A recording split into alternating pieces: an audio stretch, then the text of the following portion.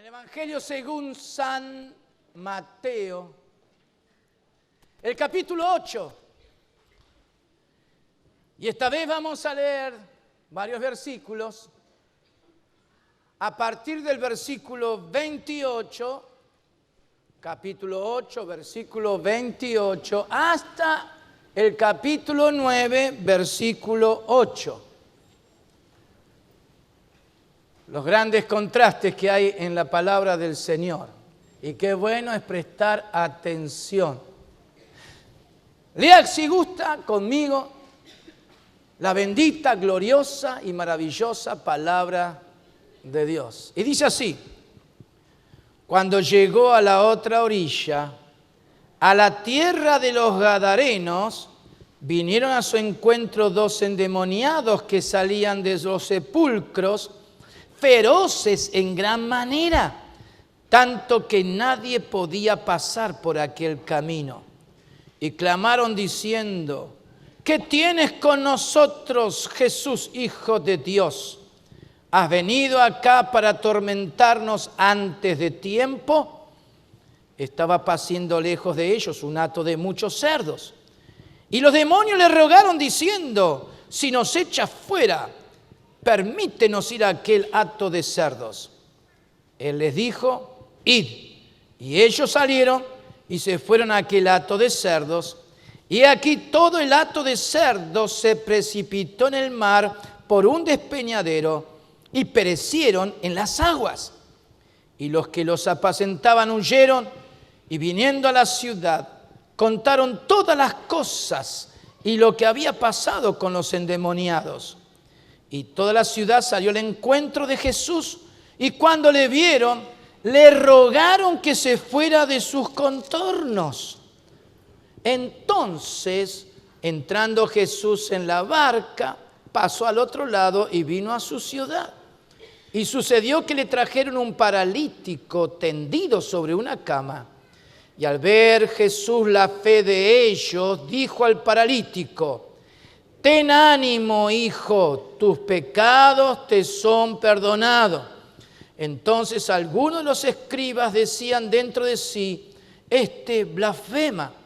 Y conociendo Jesús los pensamientos de ellos, dijo: ¿por qué pensáis mal en vuestros corazones? Porque ¿qué es más fácil decir: los pecados te son perdonados, o decir: levántate y anda? Pues para que sepáis que el Hijo del Hombre tiene potestad en la tierra para perdonar pecados, dice entonces al paralítico: levántate, toma tu cama y vete a tu casa. Entonces él se levantó y se fue a su casa. Y la gente al verlo se maravilló y glorificó a Dios, que había dado tal potestad a los hombres. Amén. Denle un fuerte aplauso, sí, a Jesús por esta palabra, tremenda palabra de Dios.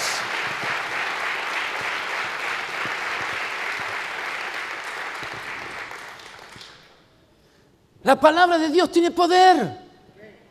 Tiene poder. La palabra de Dios tiene poder. Porque es Dios hablando cuando leemos, cuando prestamos atención. Ahí estamos oyendo la voz de Dios y cómo nos habla Dios, cómo Dios le habla a su iglesia. Por eso esta palabra es santa, no la compartimos con otra cosa, es exclusiva de parte de Dios y la retenemos, la guardamos, la apreciamos, que la tenemos en nuestras manos y podemos leer de ella. Y cuando oímos lo que Dios dice, cuando el Señor habla a su iglesia, tenemos que estar preparados para experimentar el poder de esa palabra aquí, porque ya está escrita en nosotros. Ese es el nuevo pacto. Leemos lo que ya está, lo que Dios dice de nosotros, y ahí es cuando surge la vida inagotable de Jesús. Entonces, lo bueno de la palabra de Dios es que esa palabra sale, surge de aquí dentro No es algo que estamos recibiendo de fuera, sino que vemos y experimentamos el poder de la palabra en nuestras vidas, en nuestros corazones. Por eso Jesús dijo, el Espíritu es el que da vida. El Espíritu es el que da vida. La tercera persona de la Trinidad, sujeto a la palabra de Dios, que lleva a cabo todo lo que Jesús vino y proclamó. Entonces Jesús dijo, el Espíritu es el que da vida. La carne para nada aprovecha. Las palabras que yo os he hablado, dijo Jesús, las palabras que yo os he hablado son espíritu y son vida. Entonces al espíritu lo conocemos conforme a la palabra.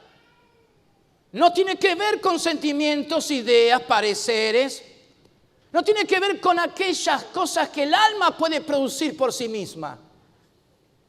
Sino que es la palabra de Dios operando en nosotros. Y esta palabra es poder, es el Espíritu obrando. El Espíritu obrando. Y eso es vida, es vida. Por eso la necesidad del nuevo nacimiento.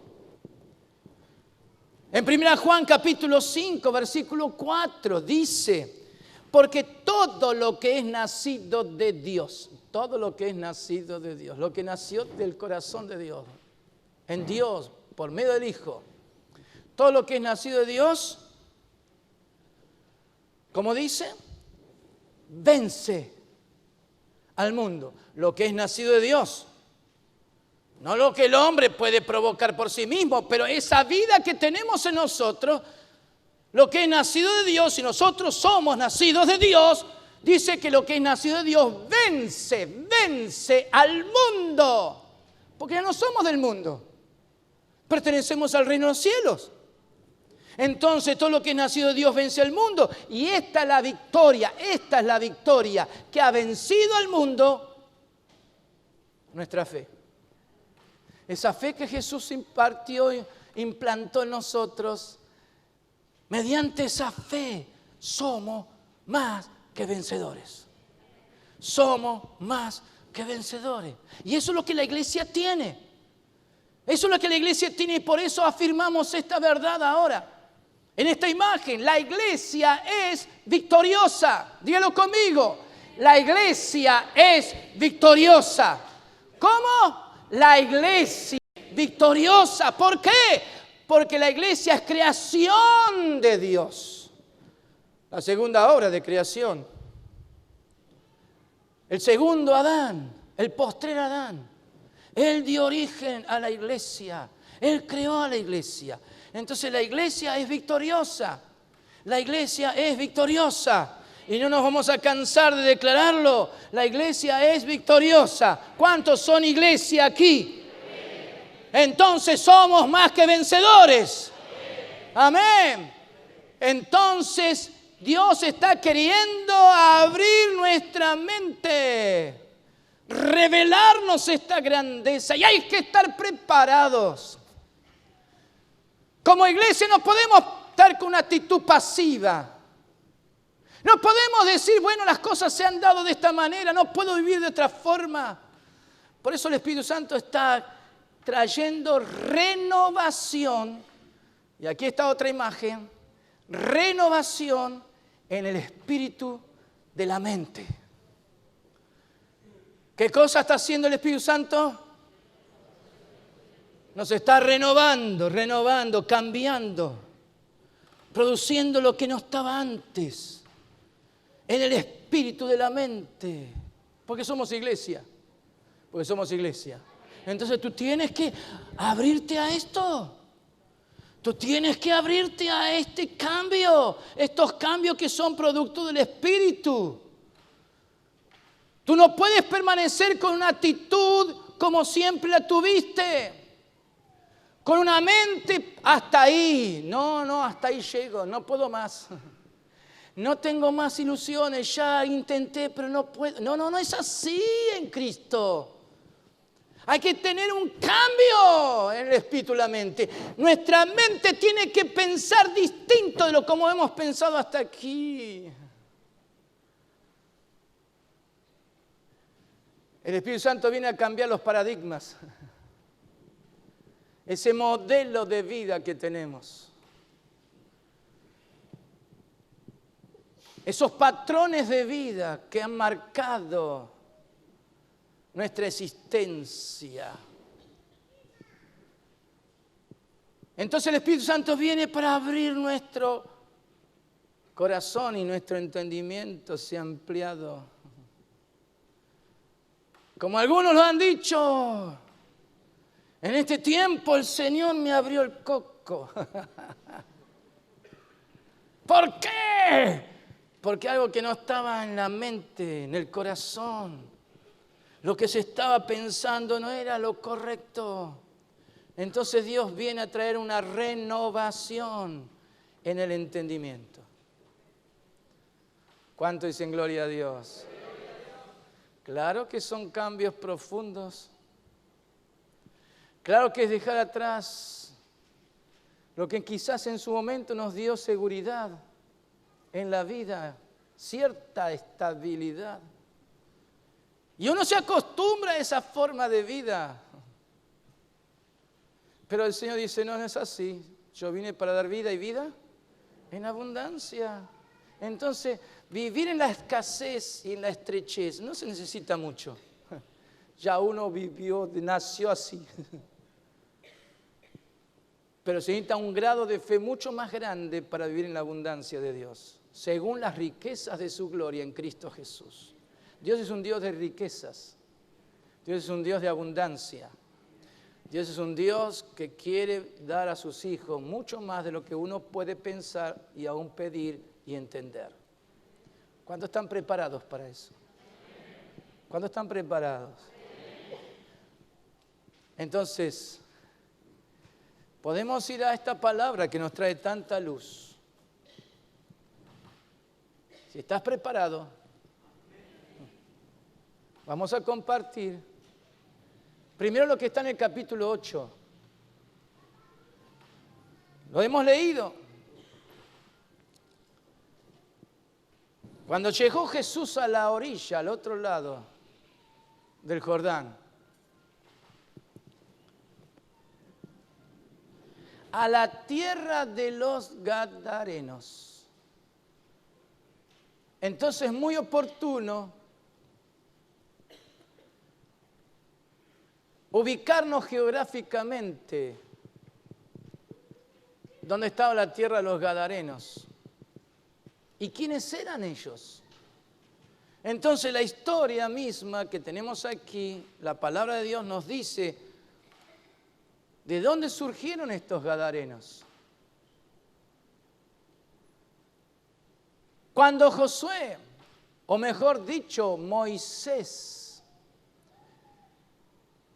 recibió la orden de Dios de que el pueblo de Israel entrara en la tierra de Canaán, la tierra prometida, la tierra donde fluía leche y miel, la tierra que Dios le había dado por herencia a la descendencia de Abraham. Porque Dios le dio a Abraham esa promesa y ese territorio. Y los descendientes de Abraham tenían que poseer ese territorio. Entonces Moisés, en obediencia a Dios, lideró al pueblo para que entrara. Ahora sabemos muy bien lo que sucedió. Una generación incrédula no aceptó lo que Dios tenía preparado para ellos y pereció en el desierto. Hasta que se levantó una segunda generación. Ya Moisés no estaba. Y Moisés le delegó a Josué el cargo. Entonces Josué preparó al pueblo para entrar a la tierra, a poseerla, no conquistarla, a poseerla.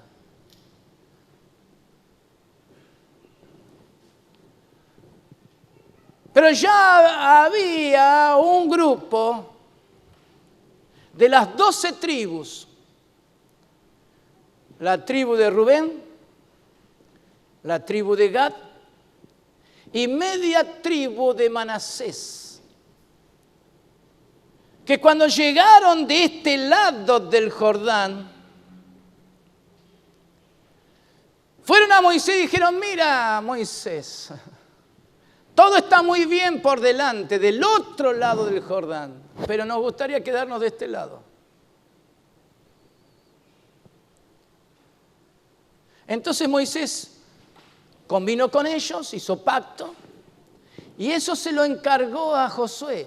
Y le dijo: cuando ustedes estén preparados para entrar, recuerda el arreglo que hice con estas 2 tribus y media. Y si usted va a Josué, porque es bueno verlo en la palabra, capítulo 1 del libro de Josué, en el versículo 12, todavía no habían entrado a la tierra del otro lado del Jordán. Y dice la palabra: también habló Josué a los rubenitas y gaditas y a la media tribu de Manasés, diciendo: acordaos de la palabra que Moisés, siervo de Jehová, os mandó, diciendo. Lo que el siervo de Jehová, Moisés, les dijo y les ordenó. Jehová vuestro Dios os ha dado reposo y os ha dado esta tierra de este lado del Jordán. Esta tierra, porque eso es lo que pidieron ellos y Moisés se los otorgó. Vuestras mujeres, vuestros niños y vuestros ganados quedarán en la tierra que Moisés os ha dado a este lado del Jordán. Mas vosotros, y esta es la condición para que poseyeran finalmente ese territorio, mas vosotros, todos los valientes y fuertes, pasaréis armados delante de vuestros hermanos y les ayudaréis. La condición, ya ustedes han pedido este territorio de este lado del Jordán, Dios se le está diciendo: está bien, pero la condición para poder poseerla finalmente, tenían que entrar a la tierra del otro lado del Jordán con todo Israel. Hasta tanto que haya dado reposo a vuestros hermanos como a vosotros, y que ellos también posean la tierra que Jehová vuestro Dios les da.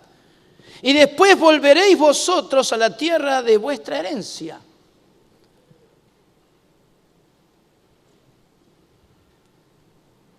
La cual Moisés, siervo de Jehová, os ha dado a este lado del Jordán.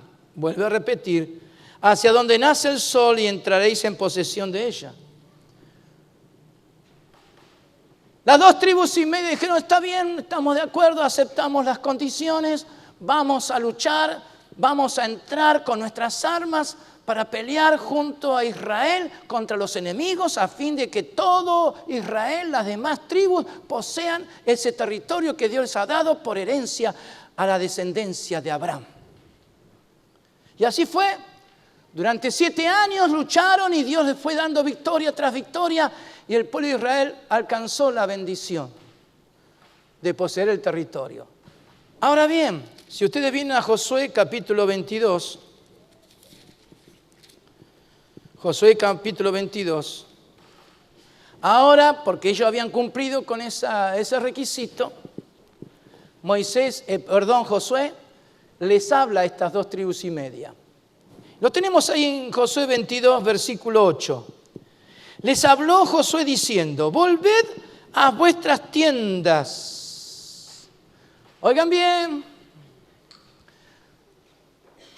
Dios siempre recompensa la obediencia. Y ellos habían hecho pacto, habían dicho que sí. Y dice: volved a vuestras tiendas con grandes riquezas, con mucho ganado, con plata, con oro y bronce, y muchos vestidos. Compartid con vuestros hermanos el botín de vuestros enemigos. Así los hijos de Rubén y los hijos de Gad y la media tribu de Manasés se volvieron. Pero aquí hay una palabra que yo tengo muy marcada. Dice: se volvieron separándose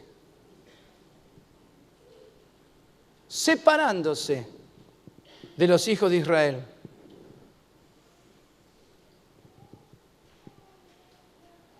Desde Silo, que está en la tierra de Canaán, o sea, del otro lado del Jordán, para ir a la tierra de Galaad, de este lado del Jordán, a la tierra de sus posesiones, de la cual se habían posesionado conforme al mandato de Jehová por conducto de Moisés.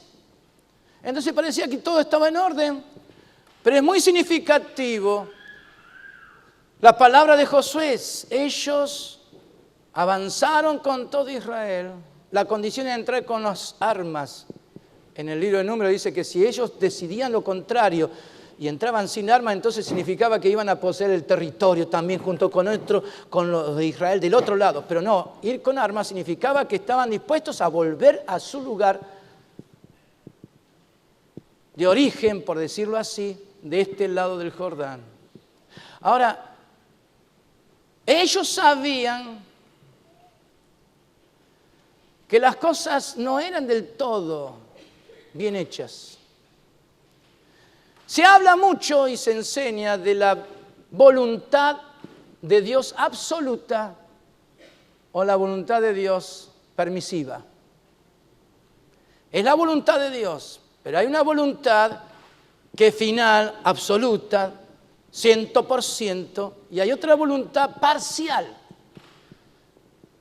Entonces estas dos tribus y media se dieron cuenta que no estaban obedeciendo al 100%. Por eso en este mismo capítulo, ustedes pueden leer que ellos levantaron un gran altar. Cuando estaban volviendo a su tierra, levantaron un gran altar. ¿Por qué? Lo dice el versículo 24. Lo hicimos más bien por temor. Cuando alguien toma decisiones y Dios concede, otorga, no es porque Dios está totalmente de acuerdo con lo que se está haciendo, pero Dios lo permite. Y estas dos tribus y media supieron que no estaban haciendo la absoluta voluntad de Dios. Y estaban recibiendo bendición inclusive. Estaban volviendo a su tierra con riquezas. Pero ellos sabían que había algo presente en sus corazones, temor. Y ellos por temor.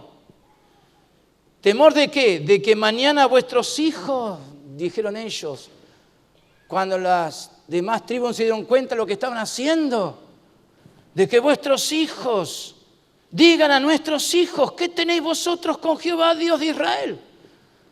¿Por qué? Porque ellos se dan cuenta que estaban de este lado del Jordán, se habían quedado ahí, se habían conformado con una bendición de Dios, pero parcial.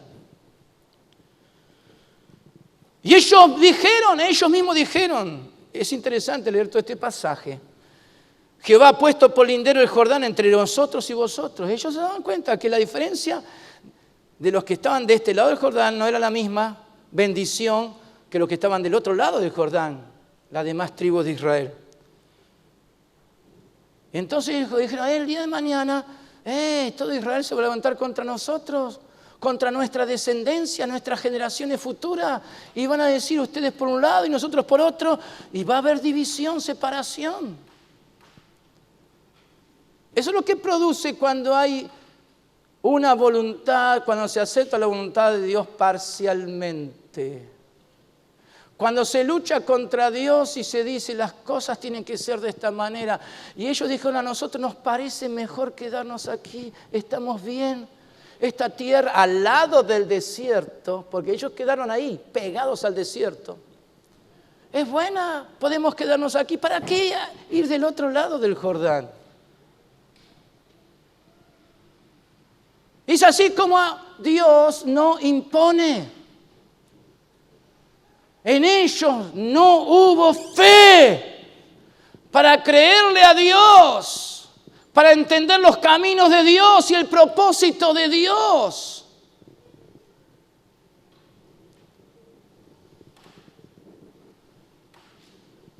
Por eso todo Israel, cuando supieron que habían levantado un gran altar, se levantaron en armas. Dijeron, no vamos a aceptar que ellos contaminen la tierra, que haya blasfemia, que hagan lo contrario, que atenten contra el nombre de Dios.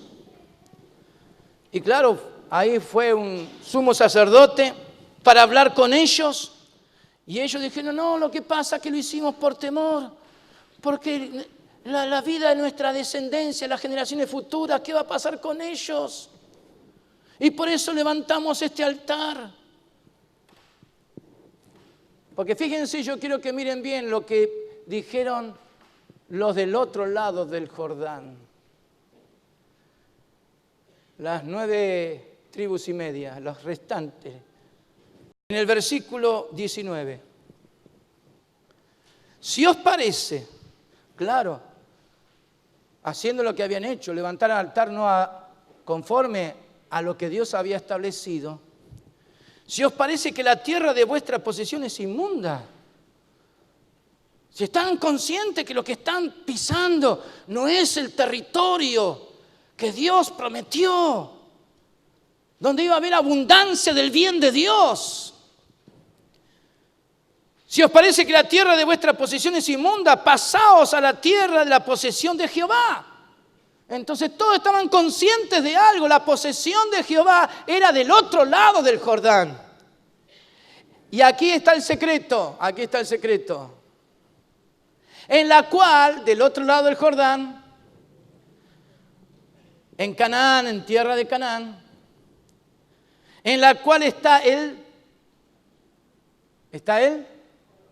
tabernáculo de reunión, donde estaba la presencia de la Shekinah de Dios, donde ofrecían los sacerdotes sacrificios a Dios. Entonces, si ustedes consideran que realmente están viviendo en un lugar que les va a traer conflicto, pasen del otro lado y tomad posesión entre nosotros, pero no os rebeléis contra Jehová, ni os rebeléis contra nosotros, edificándoos altar además del altar de Jehová nuestro Dios. Estaban compitiendo con el tabernáculo, el altar a Jehová allá en Jerusalén. O en Silo, donde primero estuvo. Hola. Qué peligroso es cuestionar los hechos de Dios. Qué peligroso es pensar que uno puede salir adelante y que hay bendición de Dios. Pero si Dios me bendice, Dios me ha dado, yo estoy ahora con una bendición especial. Y algunos se conforman con esa idea sin entender los pensamientos de Dios y el propósito de Dios. Y ellos se ajustaron a sus deseos. Ellos dijeron, pero si tenemos aquí esta tierra es suficiente, ¿para qué más? Se conformaron. Se resignaron a vivir hasta cierto nivel, sin entender lo que Dios quería hacer con Israel. Por eso, hermanos, Gadara, la ciudad de Gadara, era parte de estas 2 tribus y media en el tiempo de Jesús. Los gadarenos eran los descendientes de estos que encontramos en el libro de Josué. Dijeron, nos queremos quedar de este lado del Jordán. ¿Y cuál fue la realidad? Que Jesús, del otro lado del Jordán, anunció el evangelio del reino, señales, maravillas, prodigios, milagros. Pero cuando Jesús fue hacia la tierra de Gadara, se encontró que había 2 hombres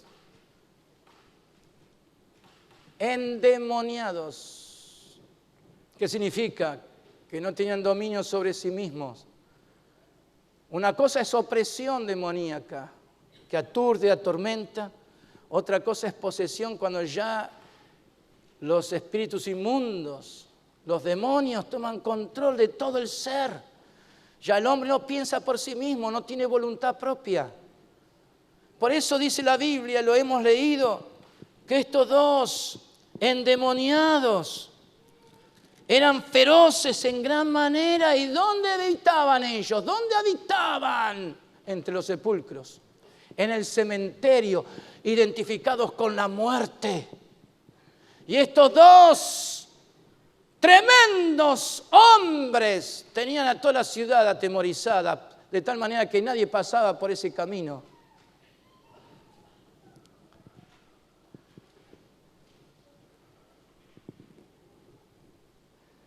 ¿Qué le vamos a dejar a nuestras descendencias? ¿Qué es lo que vamos a marcar en la vida de todos ellos?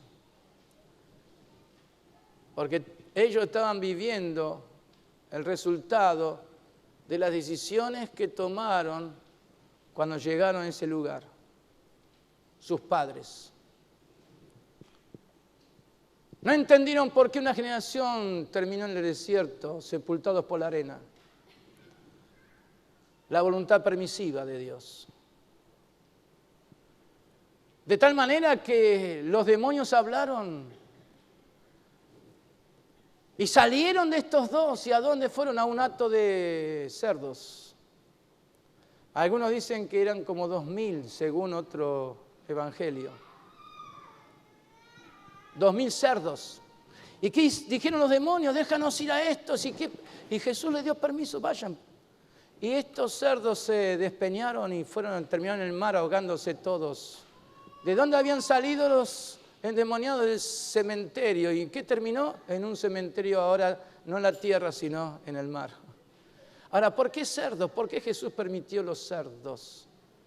Porque para el pueblo judío comer cerdos era abominación. Era una comida que no tenían ellos que comer en esa dispensación de la ley.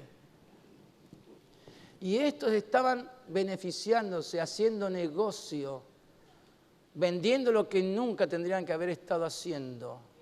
¿Por qué? Porque cuando los endemoniados fueron librados, toda la ciudad salió y fue a Jesús y le rogaron que se fuera de su contorno, que se fuera de su territorio, que se fuera de su ciudad. No quisieron la bendición de Dios, rechazaron la visitación del Mesías. Se encerraron en su herencia de haber vivido parcialmente el cumplimiento de las promesas. Que Dios traiga luz sobre esto. Ahora cualquiera dice, los demonios, qué terribles que son. Así como estamos viendo la historia de estas 2 tribus y media, yo quiero ir a otra historia. El jefe, el líder, el máximo de estos demonios, Satanás. Y yo quiero mostrarles por la palabra que el diablo que gobernaba a través de los demonios estas vidas y afectaba y traía caos en esta ciudad, el diablo, téngalo presente, es perdedor. Es un perdedor. El diablo es un perdedor. El diablo es un perdedor. Y yo quiero mostrar la historia, otra historia triste pero verdadera. Si usted va al libro de Ezequiel capítulo 28, Dios descorre un velo muy grande para mostrar la realidad del diablo, de Satanás. En su origen, déjemelo decirlo rápidamente, pero describiéndolo, el querubín grande, el sello de la perfección, lleno de sabiduría y acabado en hermosura, que ahí frente a la gloria de Dios, el querubín grande supo negociar todo lo que Dios le había dado en sus manos para administrar. Porque hay 3 veces se repite la palabra contrataciones en este capítulo 28 de Ezequiel. Y contrataciones habla de comerciar, de negociar. Y este querubín grande, lleno de sabiduría, había producido muchísimo. Se había sentido que era capaz, más que suficiente, para hacer que las cosas abundaran. Porque así es Dios. Dios es un Dios en constante expansión sus obras. Porque Dios es así, todo lo hace perfecto. Hay abundancia, hay más, hay más, hay más, y siempre hay más en Dios.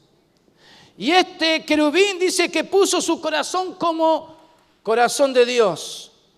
¿Por qué? Porque se dijo, yo no necesito a Dios.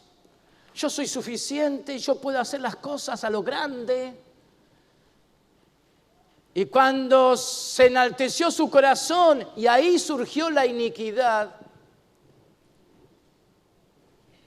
porque lo repite la palabra, que Él fue el que dio lugar a la iniquidad, a esas leyes de pecado. Dios lo separó de su presencia, lo echó fuera. Lo echó fuera. Y hermano, el diablo comenzó su historia como perdedor.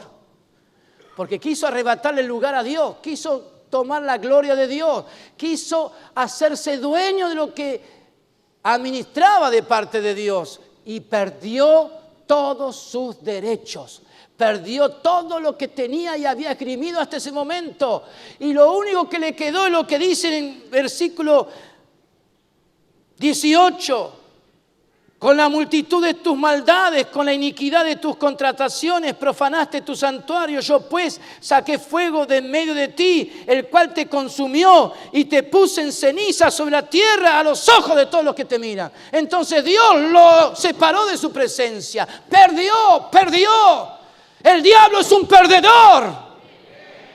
Perdió todo lo que había pensado que le pertenecía. ¿Pero dónde fue a parar? Tinieblas. Ese es el lugar, la morada de Satanás, las tinieblas. Por eso se habla del reino de las tinieblas, le pertenece a Satanás. Ahora eso lo tenemos en Génesis 1. Venga rápidamente para ver toda esta parte de la historia. Dice en Génesis 1:1 que en el principio creó Dios los cielos y la tierra. Los cielos y la tierra, todo estaba bien hecho. Pero ¿qué pasó cuando Satanás vino? Fue echado por Dios y las tinieblas estaban ahora rodeando la tierra. Y dice el versículo 2, y la tierra estaba, ¿cómo? Porque el diablo dijo, me echaste, pero lo que tú tienes pensado con la tierra lo voy a estorbar, lo voy a arruinar. Porque el diablo vino para matar, hurtar y destruir. Entonces él vino con sus tinieblas a invadir lo que Dios había creado aquí con la tierra. Y dice que la tierra estaba desordenada y vacía. Ese es el resultado de las tinieblas. Siempre desorden. Nada en su lugar, todo es caos, crisis. Y vacía, sin sentido, sin razón de ser. Todo era lo que el diablo había logrado con la tierra. Ahora, pero Dios cuando creó la tierra la creó con propósito. Dios a la tierra la creó con propósito. Fíjense en Isaías 45. Isaías 45. En el versículo 18. Porque así dijo Jehová, que creó los cielos. Él es Dios, el que formó la tierra, el que la hizo y la compuso. No la creó en vano, para que fuese habitada la creó. Yo Jehová y no hay otro. Entonces el diablo con sus tinieblas vino a trastornar lo que Dios se había propuesto hacer con la tierra. Desordenada y vacía. Pero Dios ya había declarado. Ya Dios había determinado qué hacer con la tierra. Por eso, con la palabra, Dios dijo, sea la luz. Y fue la luz. Y vio Dios que la luz era buena y separó la luz de las tinieblas. Entonces las tinieblas por un lado, váyanse para otro lado. La tierra me pertenece. Yo le di origen a la tierra para que fuese habitada. Y por eso todo Génesis 1, el Señor se puso a trabajar. Y creó todo lo necesario para que al final de ese periodo de tiempo el Señor dijera, bueno, ahora está todo listo, ahora vamos a crear al hombre, porque para eso hicimos la tierra, para que fuese habitada. ¿Por quién? Por el hombre a nuestra imagen y semejanza. Y cuando Dios hizo eso, el diablo se le repitió la historia. Perdió como en la guerra. Perdió. ¿Por qué? Porque la luz de Dios vino, las tinieblas se separaron, fueron lejos y Dios hizo lo que tenía que hacer. Y ahí estaba el hombre, porque para eso creó la tierra, por causa del hombre, a imagen y semejanza de él. Pero el diablo no se quedó tranquilo y siguió en su determinación de traer caos, de arruinar, de destruir las obras de Dios. Y sabemos bien lo que pasó ahí en Génesis capítulo 3, que el diablo a través de una serpiente con su lengua venenosa y mortal le habla a la mujer, seréis como Dios. Él lo intentó, pero le fracasó. Pero seréis como Dios. Y en la tentación la mujer cayó y llevó al marido a pecar de la misma manera. Y como que el diablo logró ahora otra vez avanzar en su deseo de trastornar los caminos de Dios. Porque el hombre creado según Dios ahora en pecado. Y Dios dijo que el alma que pecare morirá. Ahora el hombre comenzó a experimentar lo que significaba no solamente separación de Dios, que es significado de muerte, sino a vivir la muerte misma físicamente. Pero en medio de ese caos, en Génesis capítulo 3, versículo 15, Dios dijo, le dijo a la serpiente, a Satanás, al diablo, pondré enemistad entre ti y la mujer a la cual tú llevaste a pecar, y entre tu simiente y la simiente de suya.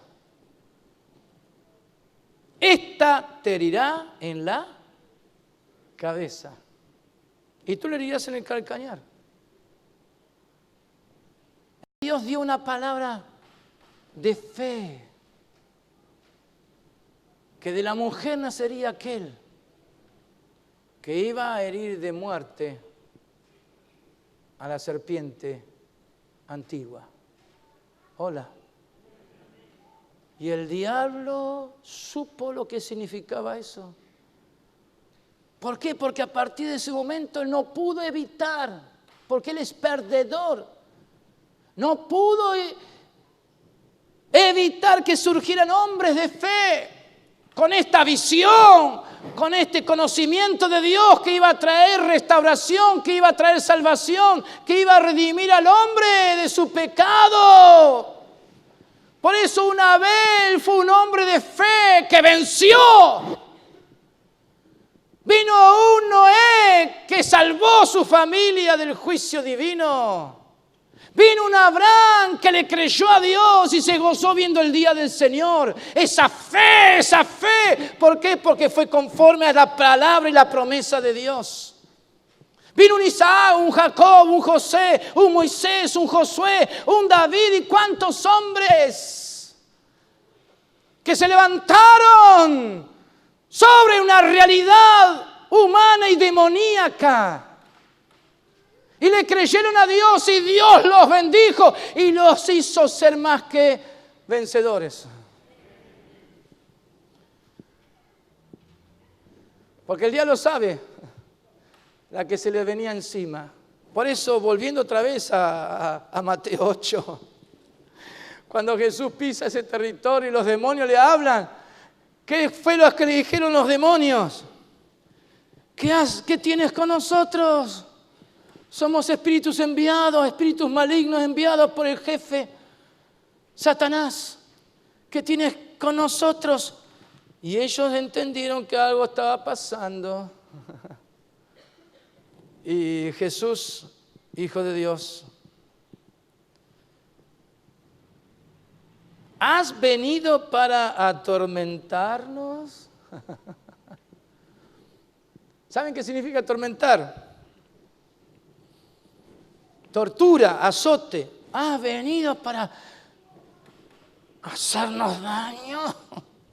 Torturarnos, maltratarnos. Pero fíjense y presten atención a lo que dijeron ellos, ¿eh?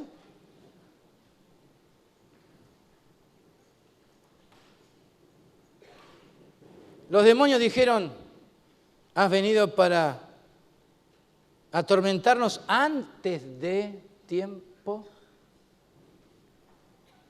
¿Por qué?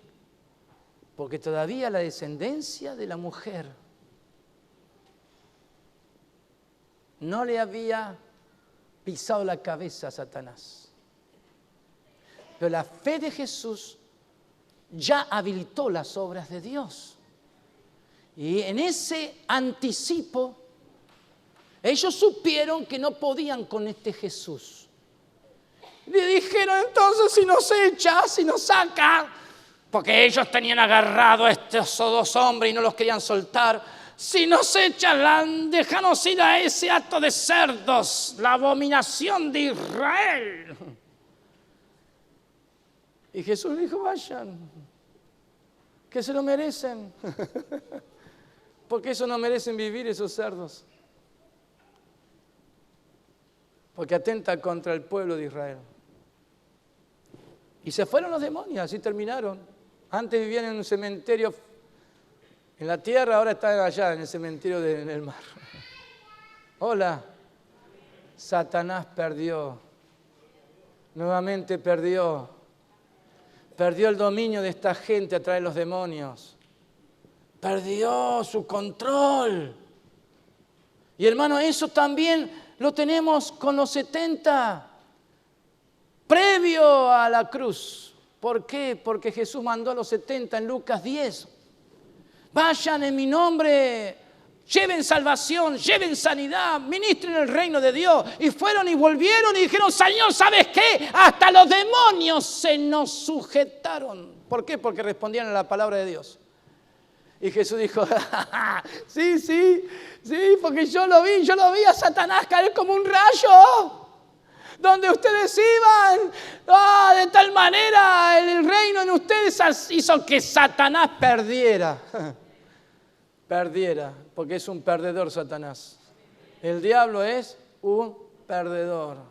El diablo es un perdedor. Y cayó como un rayo a tierra por la fe de estos hombres que fueron en el nombre de Jesús. Sin todavía Jesús ir a la cruz. Ahora Jesús fue a la cruz. Jesús fue a la cruz. Jesús fue a la cruz. Y en esa cruz, lo sabemos muy bien, en Hebreos 2 se nos dice que fue bueno que Él padeciera. ¿Por qué? Porque a través de su muerte, Él libró de la muerte a todos los que están por siempre sujetos a la muerte. Eso es al diablo el que tiene el imperio de la muerte. Y el Señor Jesús le dio el golpe de gracia. ¡Pah!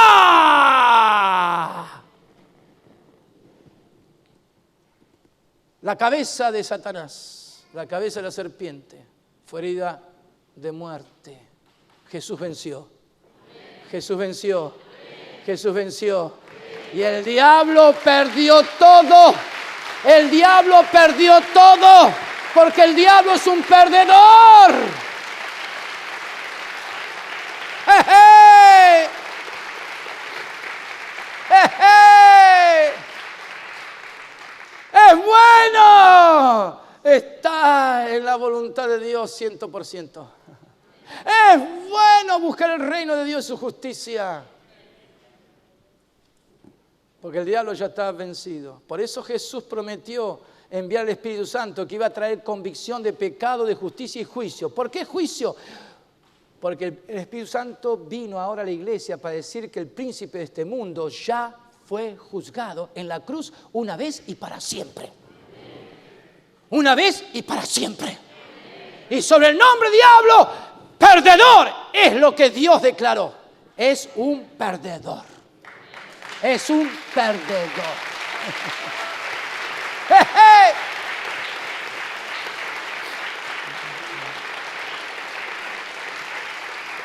Por eso no quisimos parar ahí y fuimos al capítulo 9. Tuvimos que entrar en el capítulo 9 para entender el pensamiento de Mateo. ¿Por qué? Porque dice la palabra que entonces Jesús, entrando en la barca, pasó al otro lado. Pasó al otro lado. Pasó al otro lado. Qué triste. Lo echaron a Jesús. Lo echaron. No lo quisieron. ¿Por qué? Porque les había afectado su economía. Les había afectado lo que generaba sus riquezas a través de un pecado. Porque se habían conformado a vivir la voluntad de Dios en forma parcial. Entonces Jesús se fue y pasó al otro lado del Jordán, a su ciudad. ¿Y qué distinto? Porque allí dice que aparecieron 4, Pepe, Juancito, qué sé yo los nombres, no dicen cómo se llamaban, pero eran 4, 4 hombres. Que supieron que Jesús estaba ahí y fueron y trajeron un amigo, un paralítico en su cama y lo presentó ante de Jesús. Y Jesús, cuando trajeron a este paralítico, lo miró. Pero ¿qué es lo que vio Jesús? La fe de estos 4. La fe de estos 4 hombres que habían traído uno necesitado. Y entonces Jesús, movido a misericordia, le dice: hijo, ten ánimo, hijo. Tus pecados te son perdonados. ¡Hey! ¡Cuán grande es el amor de Dios! Pero había algunos escribas por ahí y comenzaron a cavilar. Ni siquiera ni maestro ni nada, blasfema.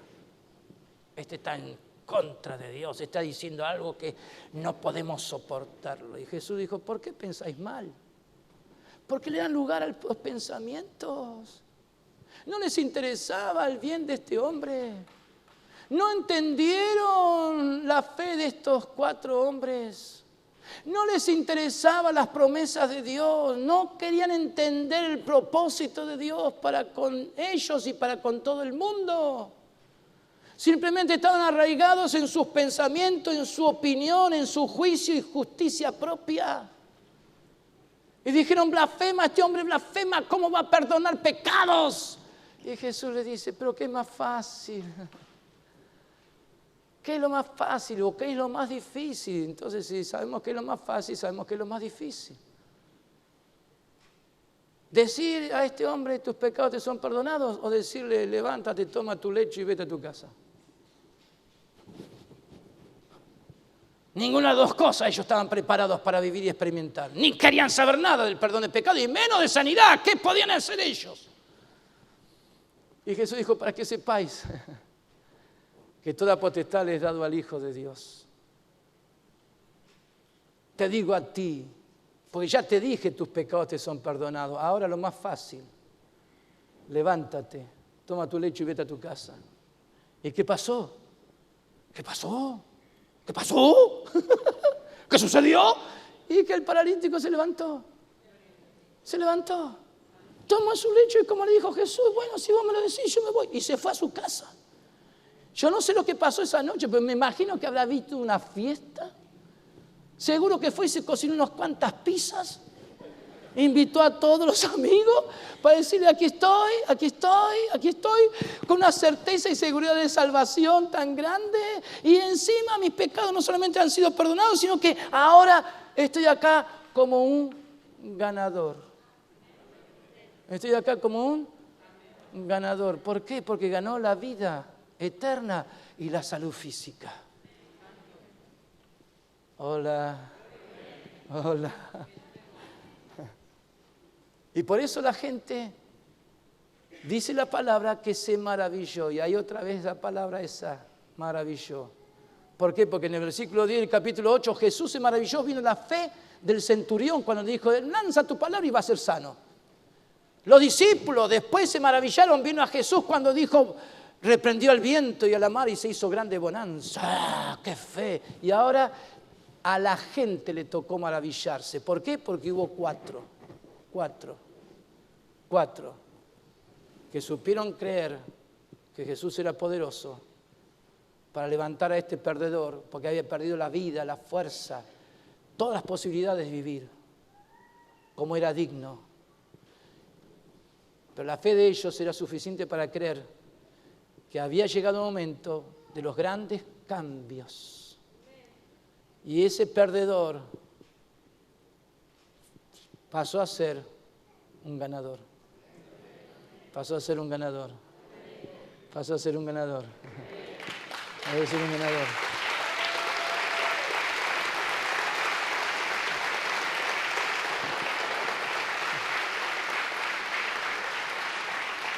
Por eso en Hebreos 10:39 dice, pero nosotros no somos de los que retroceden para perder. No somos los que retroceden para perdición. No somos. El escritor de los Hebreos dice, no, ¿por qué? Porque está hablando de la fe. Dice, sino de los que tienen fe para preservación del alma. Los que tienen fe para preservación del alma. Los que tienen fe para preservación del alma. Por eso yo quiero presentarte ahora esta palabra que viene ahora. La iglesia es ganadora. La iglesia es ganadora. La iglesia es ganadora. ¡La iglesia es ganadora!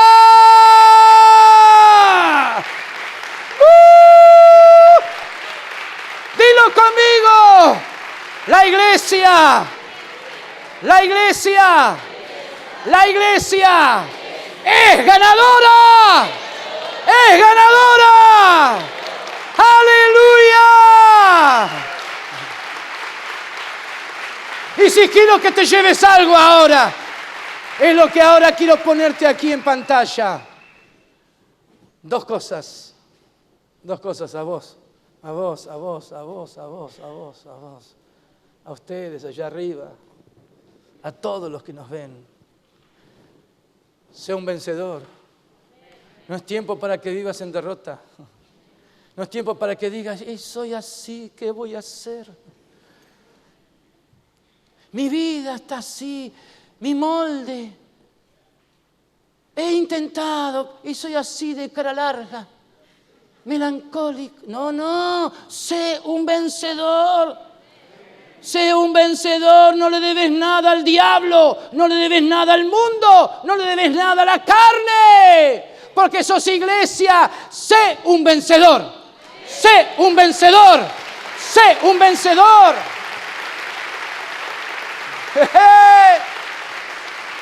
Y si sos vencedor, Sé entonces un ganador. Sé un ganador. Sé un ganador. Sé un ganador. Sé un ganador. No somos de los que retroceden. No somos perdedores. Somos ganadores. ¡Aleluya! ¡Gloria a Dios! Pónganse de pie, por favor. Es tiempo de renovarse en el espíritu y la mente. ¿Cómo te ves? Cuando hablas, ¿cómo te ves? Por eso a veces no quiero preguntarle a alguno cómo estás, porque enseguida, ¿cómo te ves? ¿Cuáles son tus palabras? No, porque las cosas son difíciles. ¿Cómo te ves en el entorno en que estás? En el medio en que estás. No, pero toda esta gente no sirve. Todos se equivocan. Que se equivoquen todos es problema de ellos. Pero vos, ¿cómo te ves? ¿Cómo encarás la vida? ¿Cómo encarás los desafíos de Dios? ¿Qué haces con las promesas? El Señor dice, pasad, pasad por las puertas. ¿Qué estás haciendo de este lado del Jordán? Cuando Dios está diciendo, yo tengo para ti abundancia. Pasad, pero barré del camino al pueblo. Sé de bendición a los que están contigo. Allanad el camino. Quitad las piedras. Alzad pendón a los pueblos. Hermano, es tiempo de renovarnos en el espíritu y la mente. Y Dios quiere sacarte de donde estás enfrascado. Dios quiere sacarte de esa condición de vida. Te has adaptado demasiado. Has vivido en el desierto y te quedas con lo pequeño. Y dice, pero Dios me ha bendecido. Yo tengo esto, pero ¿cómo es? ¿Qué es lo que Dios te ha dado? ¿Es conforme a las promesas de Dios? Te estás ensanchando tu corazón, se ensancha tu corazón, estás extendiendo las estacas de tu tienda, estás viendo la bendición de Dios, estás entendiendo lo que Dios quiere hacer con la iglesia, o tienes tus cuestionamientos todavía. No sé si es así, no sé si estoy de acuerdo. ¿Quién te preguntó si tenés que estar de acuerdo? Dios lo que está diciendo es que los hombres de fe dicen, vamos adelante, porque Dios está con nosotros y lo imposible se hace posible. Y yo estoy dispuesto a ensanchar mi corazón, yo estoy dispuesto a vivir literalmente las promesas de Dios. Es tiempo de avivamiento, es tiempo de avivamiento. Pues el avivamiento es abrirnos a lo nuevo, abrirnos a las bendiciones que Él tiene preparadas. Levanta tus manos al cielo. Yo quiero orar por ti ahora. Padre, yo te ruego que esta palabra produzca un querer como el hacer por tu buena voluntad. Yo pido, Señor, que esos paradigmas que se tienen, esos modelos de vida, esos esquemas, todo eso que los ha marcado algunos y no pueden salir de esa condición de vida. Yo te ruego, Señor, en el nombre de Jesús, que dejen de ser perdedores, que dejen de ser perdedores, que comiencen a tener mente de ganadores, de victoriosos, porque esta es la fe que ha vencido el mundo. Nuestra fe ha vencido. Ya tenemos certeza de que ya ha sido vencida la muerte, el temor, y Satanás es un perdedor. Y nosotros estamos para ganar, para vencer. Señor, ayúdanos ahora, y yo te pido, Señor, que cada uno ahora comience a anhelar, a tener ánimo, porque la salvación ha llegado a sus vidas. Una manera nueva de ver las cosas, una manera nueva de pensar, de hablar, una nueva manera de vivir, un nuevo lugar y espacio donde habitar, una nueva manera de servir a Dios, una manera nueva de entrar en las promesas y poseerlas, porque tú eres un Dios grande y tú has escogido lo que no es para deshacer lo que es. Tú tomas, Señor, la vergüenza de este mundo, pero para traer bendición y vida eterna. Señor Jesús, gracias, gracias, gracias, gracias. Señor, yo te pido ahora en el nombre de Jesús que aquellos que tienen sentimientos de muerte ahora sean libres en el nombre de Jesús. En el nombre de Jesús. En el nombre de Jesús ahora. Resisto ese espíritu de muerte. En el nombre de Jesús de Nazaret. Sé libre ahora. En el nombre de Jesús de Nazaret. Todo ese espíritu que oprime la mente y el corazón ahora sale. Ahora hay vida. Ten ánimo, hijo. Ten ánimo, hija. El Señor te hace libre, te hace libre, te hace libre. Te hace libre, te hace libre. Te hace libre ahora. Ahora. Vas a volver a tu casa de una manera distinta. Vas a volver a tu casa con un testimonio. Jesús me hizo libre. Jesús me hizo libre. Jesús me hizo libre. Ha ensanchado mi corazón. Estoy listo para ver las maravillas de Dios y hacer que otros vean las maravillas de Dios. En el nombre de Jesús. Hay victoria. Hay victoria.